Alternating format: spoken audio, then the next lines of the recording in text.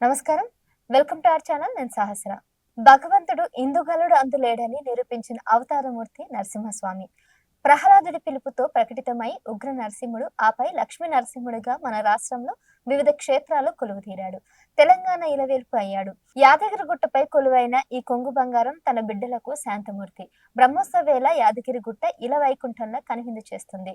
అష్టలక్ష్ములను అనుగ్రహించే ఈ పంచ నరసింహస్వామి క్షేత్రం కోలాహలంలో మనం కూడా భాగమవుదాం. ఋష్యశృంగ మహర్షి పుత్రుడు యాదర్శి. బాల్యం నుంచి అతను నిరంతరం హరినామ స్మరణ చేసేవాడు. నరసింహుడి అనుగ్రహం కోరి కఠోరమైన తపస్సు ఆచరిస్తాడు. యాదర్శి తపస్సుకు మెచ్చిన స్వామి నరసింహుడిగా జ్వాలాకారుడుగా భయంకర ధ్వనులతో దర్శనమిస్తాడు. ఉగ్ర రూపం ఉపశమించి శాంత దీప్తగా కొలువుదీరమని కోరగా యాదగిరిపై స్వామి అర్చనామూర్తిగా వెలిశాడని స్థల పురాణం. క్షేత్రానికి పాలకుడు ఆంజనేయ స్వామి. హనుమంతుడి ఆజ్ఞ మేరకే యాదర్శి ఇక్కడ తపస్సు చేశాడన్న కథనం ప్రచారంలో ఉంది. ఇక్కడ విష్ణు భగవానుడు జ్వాల నరసింహుడు, ఉగ్ర నరసింహ, యోగ నరసింహ, లక్ష్మీ నరసింహ, గండభేరుండ నరసింహ ఇలా పంచ నరసింహుడిగా ఏకశిలపై అవతరించినట్టుగా స్థల పురాణం చెప్తుంది. కృతయుగం నుంచే స్వామి ఇక్కడ పూజలు అందుకుంటున్నాడని ప్రతీతి. జ్వాల నరసింహుణ్ణి ఆరాధించడానికి పరమశివుడు సైతం ఈ క్షేత్రంలో స్వయంభూగా వెలిశాడని అంటూ ఉంటారు.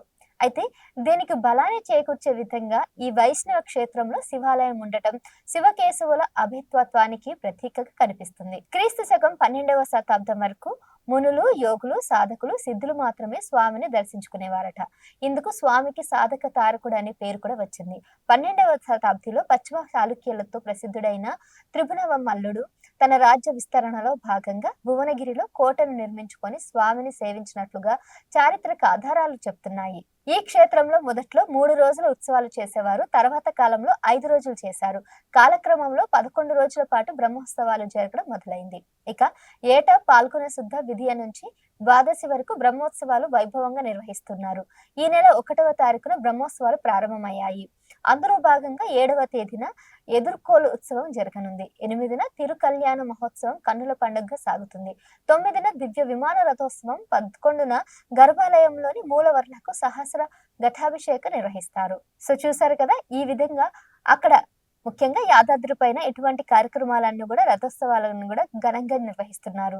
మీరు కూడా ఈ కార్యక్రమంలో భాగస్వాములు కావాలని మా ఛానల్ నుంచి మేము కూడా కోరుకుంటున్నాం.